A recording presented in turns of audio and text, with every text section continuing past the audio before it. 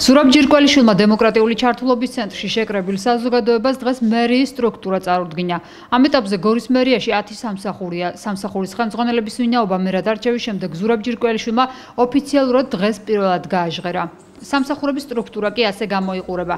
ადმინისტრაციული სამსახურის უფროსი ნინო წეწვაძე, ჯანმრთელობის დაცვისა და სოციალური უზრუნველყოფის სამსახურის უფროსი ეკატერინე ქუთათელაძე, შიდა აუდიტის სამსახურის უფროსი გიორგი ორთანეზაშვილი, საბიუჯეტო სამსახურის უფროსი დალით ლაშაძე, სამხედრო აღრიცხვისა და გაწვევის სამსახურის უფროსი გელა შარვაშიძე, იურიდიული სამსახურის უფროსი თეიმურაზ მანუელიშვილი, ზედამხედველობის სამსახურის უფროსი მირიან კობა-კლიმიაშვილი, ეკონომიკური განვითარების სამსახურის უფროსი დავით გორგიშელი, განათლების, კულტურის, სპორტისა და ახალგაზრდობის საქმეთა სამსახურის უფროსი რამაშიოშვილი, სახანძრო დაცვის სამსახურის უფროსი მამუკა იმერლიშვილი.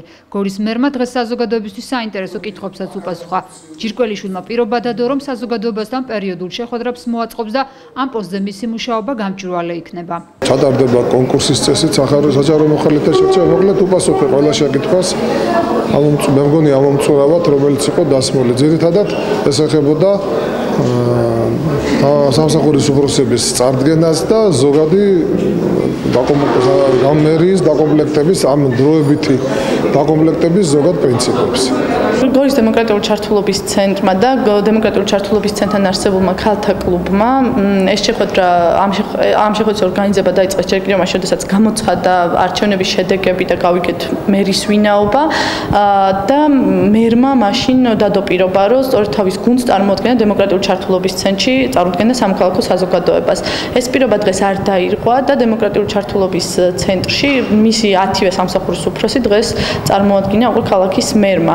მომავალშიც, რა თქმა უნდა, დემოკრატიული ჩართულობის ცენტრის ინიციატივით დაიგეგმება ისეთი შეხვედრები, რაც უფრო ნათელს გახდის ადგილობრივი თვითმმართველობის მუშაობას და უფრო კომუნიკაციას კიდევ ხელს შეუწყობს. ჭირო შეხვედრა იყო, მინდა გითხრათ, იმიტომ რომ ფაქტია, რომ ჩვენი ახალი მერი აპირებს ხშირ შეხვედრებს საზოგადოებასთანაც, ჟურნალისტებთანაც და ინფორმაციის საჯაროობას უკვე აქვს საფუძველი და უკვე არის ამისი შედეგი.